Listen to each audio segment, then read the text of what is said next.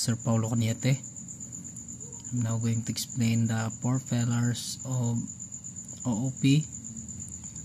I'm going to start with encapsulation or data hiding.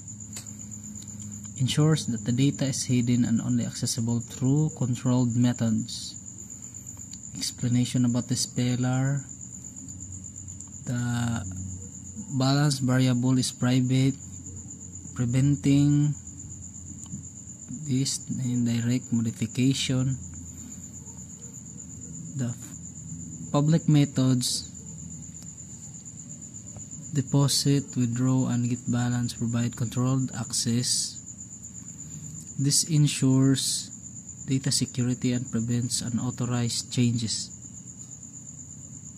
Is abstraction or hiding implementation.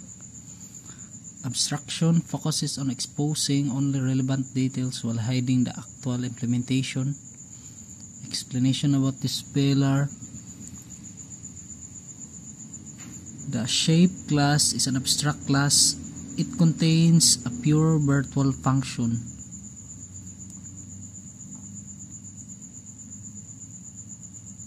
The circle and rectangle classes implement draw without exposing the internal details. The user calls draw without knowing how the shape is drawn internally. It needs some function to clarify for it to draw. Next is inheritance or code reusability. Inheritance allows a derived class to reuse the properties and behavior of a base class. Explanation about this pillar. Dog inherits from animal using class dog and public animal. The dog class gets to access to the eat method from animal. This promotes reusability, avoiding redundant code.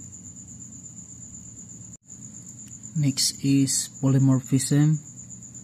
Different behavior for same function such as a plus b equals ab, 1 plus 1 equals 2. Polymorphism allows functions or methods to be used in multiple ways. Explanation about this code. The add function works with both integers